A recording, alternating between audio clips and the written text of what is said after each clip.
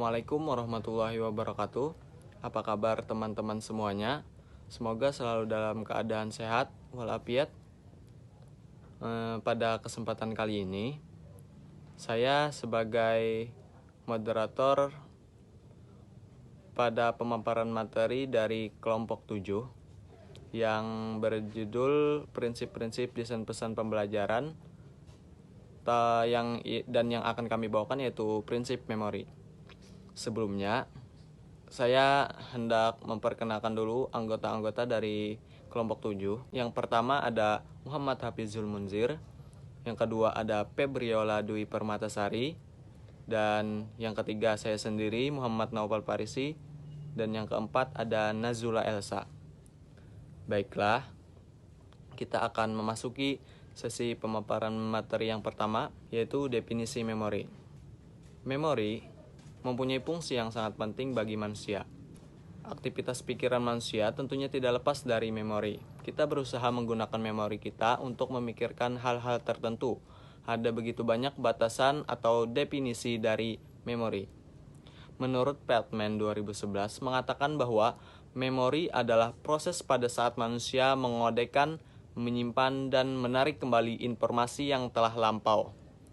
Sedangkan menurut Deporter 2001 menjelaskan bahwa memori adalah suatu kemampuan untuk mengingat apa yang telah diketahui.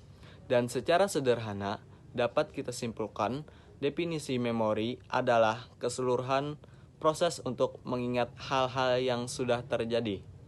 Selanjutnya ada jenis-jenis memori. Jenis-jenis memori ada 3 jenis. Yang pertama yaitu memori sensoris. Memori sensoris adalah ingatan yang berkaitan dengan penyimpanan informasi sementara yang dibawa oleh panca indera. Setiap panca indera memiliki satu macam memori sensoris. Memori sensoris adalah informasi sensoris yang masih tersisa sesaat setelah stimulus diambil. Jadi di dalam diri manusia ada beberapa macam sensoris.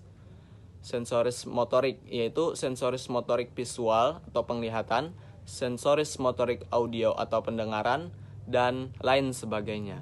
Memori sensorik cukup pendek dan biasanya akan menghilang setelah apa yang kita rasakan berakhir.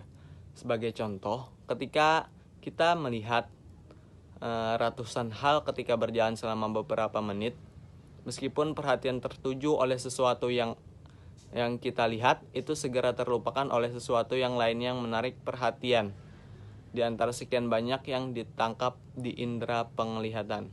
Materi selanjutnya akan disampaikan oleh Muhammad Hafizul Munzir. Yang kedua adalah memori jangka pendek.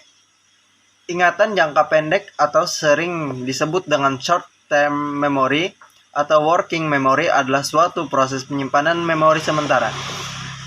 Artinya, informasi yang disimpan hanya dipertahankan selama informasi tersebut masih dibutuhkan. Ingatan jangka pendek berlangsung sedikit lebih lama dari memori sensoris. Selama manusia menaruh perhatian pada sesuatu, manusia dapat mengingatnya dalam ingatan jangka pendek.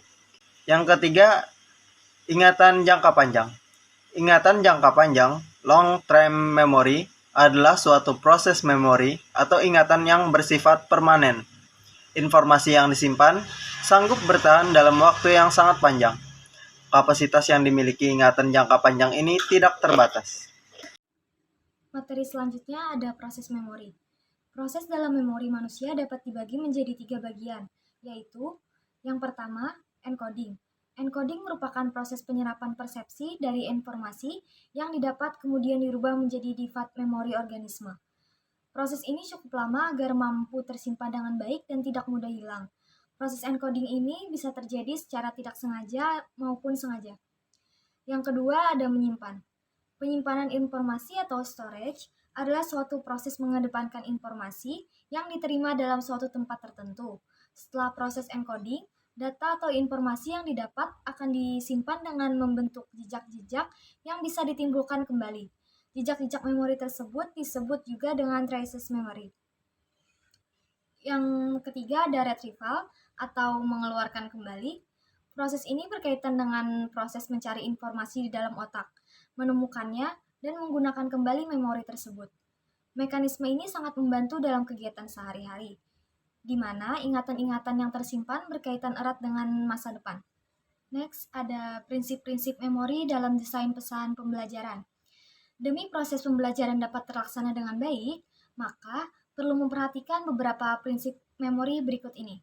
Fleming dan Levy, Instructional Message Design. Yang pertama, pembelajaran harus bermakna bagi pelajar. David Ausubel, 1963, seorang ahli psikologi pendidikan menyatakan bahwa bahan pelajaran yang dipelajari harus bermakna atau meaningful. Pembelajaran yang bermakna bagi pelajar lebih mudah dimengerti dan dipertahankan lebih lama. Yang kedua, ada mengasosiasikan dua objek atau peristiwa akan terjadi manakala terjadi dalam ruang waktu yang berdekatan. Dapat dipahami bahwa pembelajar akan mampu mengingat dengan baik suatu hal, atau dalam hal ini materi pelajaran jika mampu mengasosiasikan hal tersebut. Artinya, unsur suatu objek atau peristiwa akan memberikan makna apabila individu mampu melihat hubungan antara satu unsur dengan unsur yang lain dalam kesatuan. Yang ketiga, pembelajaran dipengaruhi oleh frekuensi rangsangan yang ditemui dan respon yang sama atau serupa dibuat atau pengulangan. Menurut Thorndike, belajar merupakan peristiwa terbentuknya asosiasi-asosiasi antara peristiwa yang disebut stimulus dengan respon. Yang keempat, pembelajaran sangat tergantung pada kondisi belajar yang menyenangkan, menarik, dan bermakna. Menurut Thorndike, hubungan stimulus dan respon cenderung diperkuat bila keadaan yang menyenangkan atau satisfying state of affairs dan cenderung diperlemah jika keadaan yang menjengkelkan atau annoying state of affairs. Yang kelima, latihan atau ujian yang diberikan kepada pembelajar selama proses konsolidasi. Dalam pembelajaran, haruslah sama dengan yang diberikan pada saat ujian untuk menilai hasil belajar pembelajar. Dan yang keenam, modalitas yang digunakan dalam ujian akhir haruslah modalitas yang digunakan selama proses pembelajaran. Sebagai contoh, jika saat proses pembelajaran digunakan modalitas audio dan visual, maka saat melaksanakan ujian harus juga menggunakan modalitas audio dan visual. Kondisi ini akan membantu pembelajar untuk mengingat apa yang telah dipelajarinya. Prinsip memori selanjutnya, yang ketujuh, pembelajaran akan lebih efektif jika ketika informasi yang diberikan diterima secara bersamaan dalam dua modalitas sekaligus. Yang ke-8, suatu informasi atau hal-hal tertentu yang diberikan kepada pembelajar harus konkret sehingga mudah dipelajari dan mudah diingat.